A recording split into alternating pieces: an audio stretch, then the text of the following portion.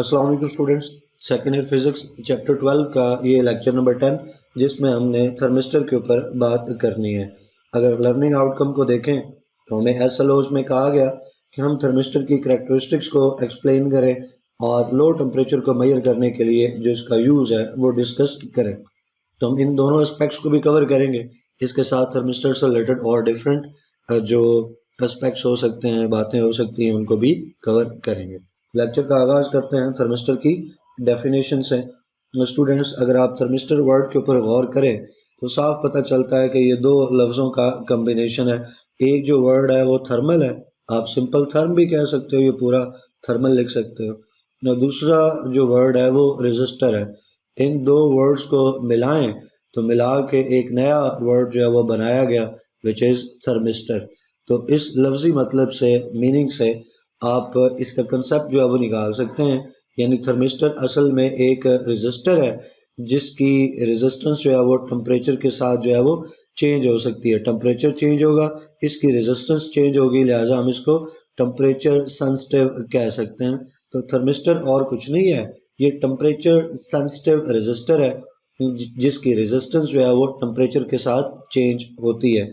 तो हम इसको फिर टेम्परेचर मेजर करने के लिए इस्तेमाल कर सकते हैं और इसको थर्मिस्टर का नाम देते हैं। तो अब इस मीनिंग को लेकर आप इसको डिफाइन कर सकते हो कि थर्मिस्टर ये एक टेम्परेचर सेंसिटिव डिवाइस है, या आप टेम्परेचर सेंसिटिव रजिस्टर भी इसको कह सकते हो, या आप इसका मतलब इसकी एप्लीकेशन के साथ लिंक कर सकते हो। आप कह सकते हो कि चूँकि इसने टेम्परेचर के साथ, टेम्परेचर चेंज के साथ रेजिस्टेंस चेंज होनी है, लिहाजा वो जो रेजिस्टेंस चेंज हो रही है उसको सामने रखते हुए टेम्परेचर मेजर किया जा सकता है। तो ये थर्मोमीटर के तौर पे एक्ट कर सकता है, टेम्परेचर मेजरमेंट में यूज़ हो सकता है। अब डिफरेंट तरह के थर्मोमीटर्स हैं, डिफरेंट जो थर्मोमीटर्स हैं उनका जो वर्किंग प्रिंसिपल है वो अलग अलग है। ये जो थर्मोमीटर है, थर्मिस्टर थर्मिस्टर जो है वो एक्ट कर रहा है एज ए थर्मोमीटर, ये बेस करता है रेजिस्टेंस के ऊपर, इसलिए इसको रेजिस्टेंस थर्मोमीटर भी कह सकते हैं। तो तीन नाम आप इसको दे सकते हो। आप थर्मिस्टर को टेम्परेचर सेंसिटिव रजिस्टर कह सकते हो, आप इसको टेम्परेचर सेंसिटिव डिवाइस कह सकते हो, आप इसको रेजिस्टेंस थर्मोमीटर का नाम दे सकते हो। लेकिन कोई सा भी आप लफ्ज़ या टर्म इस्तेमाल करो, बुनियादी चीज़ एक ही है जो इसका फीचर है कि जब टेम्परेचर चेंज होगा बॉडी का तो उसके अकॉर्डिंग ये इलेक्ट्रिकल रेजिस्टेंस जो है उसमें चेंज को शो करेगा, क्योंकि ये टेम्परेचर सेंसिटिव है, इसकी रेजिस्टेंस जो है वो टेम्परेचर के साथ चेंज होनी है। अब हमने एक टॉपिक जो है वो डिस्कस कर रखा है रेजिस्टेंस के लिए और रेजिस्टिविटी के लिए टेम्परेचर कोफिशिएंट। वहाँ पे हमने ये बात सीख रखी है कि जो रेजिस्टेंस का टेम्परेचर के साथ रिलेशनशिप है वो डायरेक्ट भी हो सकता है, इनडायरेक्ट भी हो सकता है। यानी कुछ मटेरियल्स ऐसे हैं जिनकी रेजिस्टेंस जो है वो टेम्परेचर बढ़ने के साथ बढ़ती है और टेम्परेचर कम होने के साथ कम होती है, यानी रेजिस्टेंस डायरेक्टली प्रोपोर्शनल है टेम्परेचर के। कुछ ऐसे भी मटेरियल्स हैं जिनकी रेजिस्टेंस जो है वो इन्वर्सली प्रोपोर्शनल होती है टेम्परेचर के, यानी इन सब्सटेंसेस के लिए अगर आप टेम्परेचर बढ़ाएंगे तो इनकी जो रेजिस्टेंस है वो डिक्रीज होगी। तो जो आपको थर्मिस्टर देखने को मिलते हैं वो भी इन दोनों रिलेशनशिप के ऊपर जो है वो बेस करते हैं। कुछ ऐसे थर्मिस्टर्स हैं जो कि डायरेक्ट जो रिलेशनशिप है उसके ऊपर बेस कर रहे होते हैं, तो हम इनको कहते हैं कि ये पॉजिटिव रेजिस्टेंस वाला जो रिलेशनशिप है उसको डिपिक्ट कर रहे हैं, उसको शो कर रहे हैं। दूसरे हैं जो नेगेटिव रिलेशनशिप को या इनडायरेक्ट रिलेशनशिप के ऊपर बेस करते हैं, यानी वो ऐसे मटेरियल्स के बनाए जाते हैं जिनकी रेजिस्टेंस टेम्परेचर बढ़ने के साथ कम होती है। तो इन दो जो बेसिक रिलेशनशिप्स हैं रेजिस्टेंस और टेम्परेचर को लेके, इन दो को सामने रखते हुए दो तरह की टाइप्स देखने को मिलती हैं थर्मिस्टर्स की, जिनको थोड़ी देर में देखेंगे। अगर आप सिंबल इसका देखें तो यूएस और जापान में जो सिंबल यूज़ होता है वो यहाँ पे आप देख सकते हो। यूरोप में थर्मिस्टर को इंडिकेट करने के लिए जो सिंबल यूज़ होता है वो भी आप यहाँ पे देख सकते हो। तो स्टूडेंट्स, ये सिंबल किसी हद तक अहम है लेकिन इतने इम्पॉर्टेंट नहीं एग्ज़ाम के पॉइंट ऑफ व्यू के लिए, फिर भी आप इसको अगर तैयार कर लेते हैं तो आपको एक एडवांटेज होगा। दूसरी हेडिंग हमारी स्ट्रक्चर की है कि थर्मिस्टर को बनाना किस चीज़ से है। तो थर्मिस्टर जो है ये मेटालिक ऑक्साइड से बनाए जाते हैं। मिसाल के तौर पे निकल का ऑक्साइड ले सकते हो, कोबाल्ट का, कॉपर का। तो मेटालिक ऑक्साइड्स हैं जिनसे ये थर्मिस्टर प्रिपेयर किया जाता है। अब वो जो मेटालिक ऑक्साइड है उसको प्रेस किया जाता है डिफरेंट शेप्स में। वो एक बीट शेप में आप उसको प्रेस कर सकते हो, डिस्क शेप बना सकते हो, सिलेंड्रिकल शेप बना सकते हो, ये किसी और शेप में आप उस मेटालिक ऑक्साइड को कंप्रेस कर सकते हो। तो जब उसको एक स्पेसिफिक शेप में कंप्रेस कर दिया, अब उसके ऊपर एक उसका कैप्सूल यानी उसकी कवरिंग जो है वो चढ़ाई जा सकती है। इनकैप्सुलेट करने का मतलब है उसके ऊपर एक कवरिंग बना देना। वो कवरिंग जो है वो इम्परमिएबल है, यानी उसमें से वाटर जो है वो पास नहीं होगा।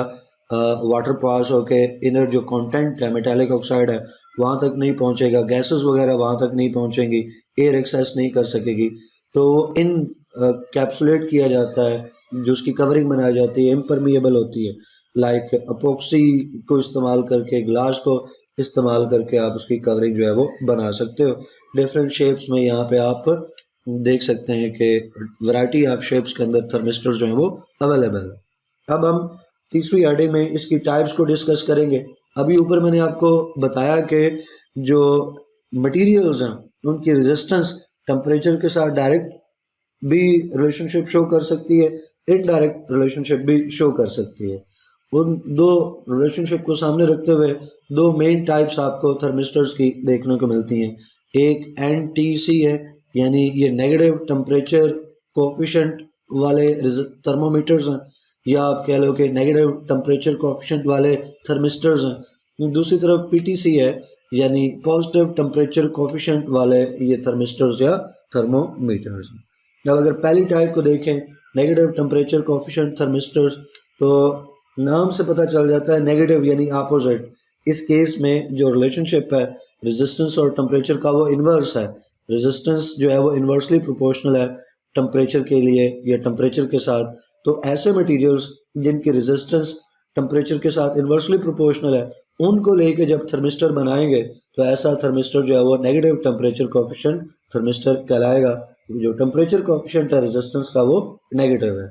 इसी चीज़ को सामने रखते हुए आप इनको डिफाइन कर सकते हैं कि ये NTC थर्मिस्टर असल में ऐसे थर्मिस्टर्स हैं जिनकी रेजिस्टेंस डिक्रीज होती है जब टेम्परेचर इंक्रीज होगा। टेम्परेचर बढ़ने से, यहाँ पे एरोज लगा सकते हैं हम, टेम्परेचर बढ़ने से रेजिस्टेंस जो है वो डिक्रीज हो रही, तो इन्वर्स रिलेशनशिप हुआ। इसका मतलब है कि जो अल्फ़ा है इनके लिए टेम्परेचर कोफिशिएंट है वो अल्फ़ा नेगेटिव होगा, लिहाजा ये थर्मिस्टर्स भी नेगेटिव टेम्परेचर कोफिशिएंट थर्मिस्टर्स कहलाएंगे। या आप इसका इन्वर्स करके भी कह सकते हो बात, आप कह सकते हो कि जब टेम्परेचर डिक्रीज होगा तो इनकी रेजिस्टेंस बढ़ेगी। दोनों अंदाज से बात कर सकते हो। प्रॉपर्टीज, आपने ऊपर देखा कि लर्निंग आउटकम्स में एक वर्ड इंक्लूड किया गया कि हमने थर्मिस्टर्स की करेक्टरिस्टिक्स को डिस्कस करना है। तो करेक्टरिस्टिक्स यानी प्रॉपर्टीज हम टाइप के साथ मिला के डिस्कस कर रहे हैं यहाँ पे। तो अगर नेगेटिव टेम्परेचर कोएफिशिएंट थर्मिस्टर की प्रॉपर्टीज की बात की जाए तो ये अच्छे खासे टेम्परेचर सेंसिटिव हैं।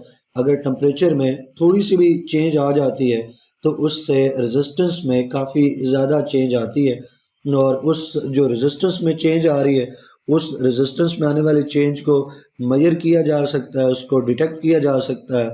और वो जो रेजिस्टेंस में मेजरमेंट है वो टेम्परेचर मेजरमेंट को इंडिकेट कर सकती है। वो बता सकती है कि भाई रेजिस्टेंस जो है अगर इतनी है तो टेम्परेचर इस वक्त इतना है, इसलिए इनको टेम्परेचर मेजर करने के लिए इस्तेमाल कर सकते हैं। और ये जो नेगेटिव टेम्परेचर कोएफिशिएंट थर्मिस्टर्स हैं ये एक तरह के आइडियल रेजिस्टर्स, आइडियल थर्मोमीटर आप कह लो कि आइडियल थर्मोमीटर हैं फॉर द टेम्परेचर मेजरमेंट, या आप कह लो फॉर एक्यूरेट टेम्परेचर मेजरमेंट, क्योंकि ये अच्छे खासे टेम्परेचर सेंसिटिव हैं। थोड़ा सा भी चेंज आएगा ना टेम्परेचर में, बहुत स्लाइट मान्यूट, तो भी रेजिस्टेंस में काफ़ी ज़्यादा तब्दीली आती है। लिहाजा वो रेजिस्टेंस में आने वाली जो चेंज है वो डिटेक्ट होगी, उससे टेम्परेचर जो है वो डिटेक्ट हो जाएगा। तो ये ठीक ठाक एक्यूरेट है, बल्कि मोस्ट एक्यूरेट थर्मोमीटर्स में से एक जो है वो ये रेजिस्टेंस थर्मोमीटर्स। तो इनको टेम्परेचर मेजरमेंट के लिए और टेम्परेचर कंट्रोल के लिए इस्तेमाल कर सकते हैं। टेम्परेचर कंट्रोल के लिए इस्तेमाल करने का मतलब है कि अगर आप एक इंडस्ट्रियलिस्ट हैं और आपने एक इंडस्ट्री लगा रखी है और आपने जो प्रोडक्ट वहाँ पे बनानी है उस प्रोडक्ट में टेम्परेचर जो है वो हर वक्त कांस्टेंट चाहिए है, तो आपने उसमें एक सिस्टम इंस्टॉल किया है जो उसके टेम्परेचर को मेंटेन करेगा। अब आपके सिस्टम को ये चेक करना है कि टेम्परेचर जो है वो बॉडी का या प्रोडक्ट का या रॉ मटेरियल का बढ़ रहा है या कम हो रहा है, उसके अकॉर्डिंग वो सिस्टम उसको एडजस्ट करेगा। तो वो जो सिस्टम लग रहा है जो टेम्परेचर को कंट्रोल करेगा, उसमें फिर टेम्परेचर सेंसर होना चाहिए। और वो टेम्परेचर सेंसर जो है यही रेजिस्टेंस थर्मिस्टर का बना होगा, जो कि चेक करेगा कि रॉ मटेरियल का टेम्परेचर अगर ज़्यादा हो रहा है तो उसको नॉर्मलाइज किया जाए, कांस्टेंट किया जाए, कम हो रहा है तो उसको दोबारा से एडजस्ट किया जाए। तो दोनों सूरतों में जो टेम्परेचर सेंसर है वहाँ पे जो रेजिस्टेंस थर्मिस्टर है या रेजिस्टेंस थर्मोमीटर है वो बता देगा कि भाई टेम्परेचर चेंज हो रहा है, और जो टेम्परेचर को एडजस्ट करने वाला सिस्टम है वो ऑन होगा और टेम्परेचर को एडजस्ट करके वो दोबारा से कांस्टेंट वैल्यू पर ले आएगा। तो इस तरह से टेम्परेचर मेजरमेंट करनी हो या टेम्परेचर कंट्रोल सिस्टम बनाना हो तो इन नेगेटिव टेम्परेचर कोफिशिएंट थर्मिस्टर्स को लेके आप बना सकते हैं। अब इनकी एप्लीकेशंस में यही चीज़ आपको देखने को मिलेगी कि एनटीसी जो थर्मिस्टर्स हैं ये सबसे ज़्यादा इस्तेमाल होने वाले थर्मिस्टर्स में से हैं, जहाँ पे आपको कंट्रोल चाहिए है, टेम्परेचर कंट्रोल चाहिए है या टेम्परेचर मेजरमेंट चाहिए, वहाँ पे आप इनको इस्तेमाल कर सकते हैं। लाइक जो वॉशिंग मशीन्स हैं वो एक लिमिट से ज़्यादा हीट अप ना हो, तो अगर वो एक लिमिट से ज़्यादा हीट अप हो जाए तो सर्किट ब्रेक हो जाना चाहिए, करंट रुक जाना चाहिए, तो वहाँ पे कंट्रोल करने के लिए इस्तेमाल कर सकते हैं। इस तरह जो क्लॉथ ड्रायर्स हैं उनमें इन्हें इस्तेमाल कर सकते हैं, रेफ्रिजरेटर, फ्रीजर्स, इन सब में भी ये इस्तेमाल होते हैं। जो बाकी स्मॉल अप्लायंसेस हैं उनमें भी आप इनको इस्तेमाल कर सकते हैं। हेयर ड्रायर है, ओवन है, टोस्टर्स हैं, थर्मोस्टेट्स हैं, एयर कंडीशनर्स हैं, फायर अलार्म्स हैं, इन सब में टेम्परेचर कंट्रोल सिस्टम चाहिए और टेम्परेचर कंट्रोल सिस्टम बनाने के लिए ये जो एंटी सीज या एंटी सी थर्मिस्टर्स हैं इनको इस्तेमाल किया जाता है। दूसरी टाइप जो है वो पॉजिटिव टेम्परेचर कोफिशिएंट थर्मिस्टर्स हैं, यानी ये जो डायरेक्ट रिलेशनशिप है रेजिस्टेंस और टेम्परेचर का उसके ऊपर बेस करते हैं। टेम्परेचर बढ़ने से रेजिस्टेंस बढ़ेगी और टेम्परेचर कम होने से रेजिस्टेंस जो है वो कम होती है।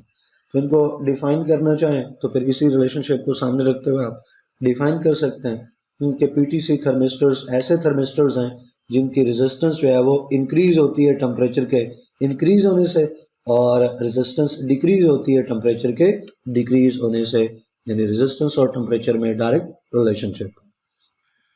अगर पीटीसी थर्मिस्टर की प्रॉपर्टीज़ का जिक्र करें तो जैसे आपने देखा कि इनका रिलेशनशिप, इनकी रेजिस्टेंस का रिलेशनशिप टेम्परेचर के साथ डायरेक्टली प्रोपोर्शनल है। तो इसका मतलब है कि जब टेम्परेचर जो है वो बढ़ जाएगा तो रेजिस्टेंस जो है वो बढ़ जाएगी, और रेजिस्टेंस बढ़ने से जो करंट फ्लो है, अगर रेजिस्टेंस इंक्रीज़ होती है तो करंट फ्लो जो है वो डिक्रीज़ हो जाएगा, क्योंकि रेजिस्टेंस और करंट एक दूसरे के इन्वर्सली प्रोपोर्शनल है। तो जब रेजिस्टेंस में इंक्रीज़ आता है तो इससे करंट डिक्रीज़ होगा। तो इसका मतलब है कि जहां हम चाहते हैं कि करंट की वैल्यू एक हद से ज़्यादा ना बढ़े, ओवर करंट फ्लो ना करे, तो करंट के ओवरफ्लो को रोकना हो तो वहाँ पे हम इन रेजिस्टर्स का इस्तेमाल या इन थर्मिस्टर्स का इस्तेमाल कर सकते हैं, और ये खुद से ऑटोमेटिकली एक कंट्रोल करते हैं। मिसाल के तौर पे करंट का एक इम्पैक्ट है ना कि करंट जो है वो हीट जनरेट करता है, तो जो करंट है और हीट है ये डायरेक्टली प्रोपोर्शनल है। तो करंट और हीट का वर्ड हटा के मैं टेम्परेचर लिख देता हूँ, बल्कि यहाँ पहले से हमने टी लिखा है उसी के साथ रिलेट कर लेते हैं कि जो टेम्परेचर है वो डायरेक्टली प्रोपोर्शनल है करंट के, यानी करंट अगर एक ज़्यादा अमाउंट में फ़्लो करेगा तो टेम्परेचर बढ़ जाएगा, हीट जनरेट होगी, उस हीट के बढ़ने से रेजिस्टेंस बढ़ जाएगी, रेजिस्टेंस के बढ़ने से वो जो करंट फ्लो बढ़ रहा था वो कम हो जाएगा। यानी ये अपने आप को ही खुद कंट्रोल कर रहा है। एक लिमिट से, एक हद से करंट बढ़ेगा, बहुत ज़्यादा हीट बढ़ेगी, फ़ौरन रेजिस्टेंस बढ़ेगी, और वो जो करंट बढ़ता जा रहा था, ओवरफ्लो होने को था, उस वो रेजिस्टेंस में इंक्रीज आने से वो जो करंट एक हद से बढ़ने को था उस करंट को रोक लिया गया रेजिस्टेंस के बढ़ जाने की वजह से। तो इस तरह से आप इन्हें जहाँ पे ओवर करंट प्रोटेक्शन इस्तेमाल करनी है या हम चाहते हैं कि सर्किट में करंट एक हद से ज़्यादा फ्लो ना करे, तो वहाँ हम इन्हें ओवर करंट प्रोटेक्शन डिवाइसेस के तौर पे इस्तेमाल कर सकते हैं।